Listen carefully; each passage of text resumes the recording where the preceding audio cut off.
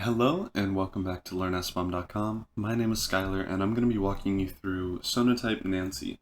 This is a security scanner for Go projects. I'm going to be running this on the command line, but you can also run it through Docker. Installing it, you just do go install -v and then the GitHub link with the version number just being at latest. So I'm just going to paste that in here. So it's the GitHub link and then at latest just to specify the version number. I already have that installed, so I'm not going to be running that today. And after running Nancy --help, you should see this, and when you have that, you know that you installed it correct. So we have some basic instructions here, and then their GitHub README is also very helpful. It checks dep and gomod projects for dependencies, and can either check it with Sonatype's OSS index or your own private Nexus IQ server.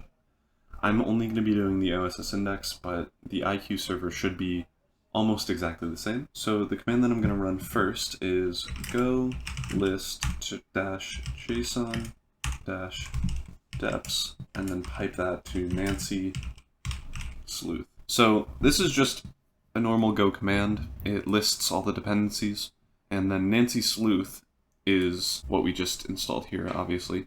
Sleuth is the command that checks it with OSS index and takes the output from here as input. So when we run that, okay, so after it finishes running, we can look at what it found. I was running this on a purposely vulnerable program just to show you what it finds when there are vulnerabilities. So when checking, it has a report afterwards with just a base summary of the bare bones, how many things it audited, and then what were vulnerable. And then all the vulnerabilities found are up here. So it found one, it has a description, the index ID that you can look up in Sonatype's OSS index. It has a CVSS score and vector, and then it also has links for some more information. They also have another command that includes all dependencies, even if they aren't going to be in the final binary file. So we can look at that with a very similar command.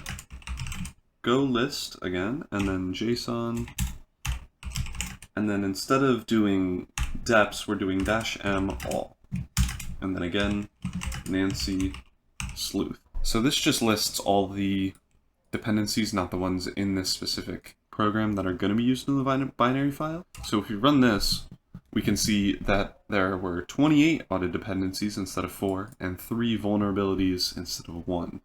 And again, we can see the vulnerability description and table is basically the same. So this is the original one where it just had 1 vulnerability in the summary. And now this is the new one. It has the same vulnerability, all the same information, links for more information.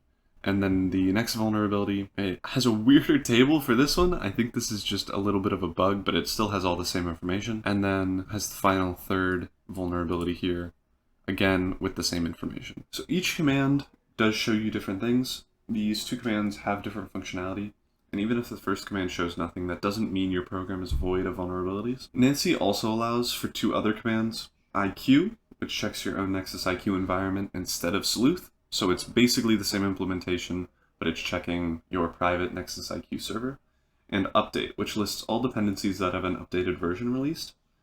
We can run the update one as well today. Having already tested this, there aren't any updatable versions. So if we just run the same command with all the dependencies, and we say update instead, it would print something if there is anything to update, but since there was no new dependencies, it won't update anything. So this is a really good tool just to quickly check all your dependencies to see if there's any new updates that you can push out. And again, the IQ environment is used if you have your personalized Nexus IQ server and you want to run that instead of OSS index. Overall, I think this program is very helpful with scanning Go environments. It was pretty quick to install. Again, I think installing Go took longer. Running this isn't a big issue. You can automate it, of course, with just a pretty easy script that it lets you update or check for updates of dependencies that you can then install, and also gives you information on vulnerabilities that you might have missed. That has been Sonatype Nancy. If you want to learn more, you can go to LearnSBOM.com, where we have a lot of write-ups about what SBOMs are and a bunch of other demo videos that you can check out. Thank you so much for watching. Bye-bye. Thank you for checking out this video. If you really liked it, be sure to check out our other videos right here, and then you can also subscribe right up top here. And again, thank you. Bye-bye.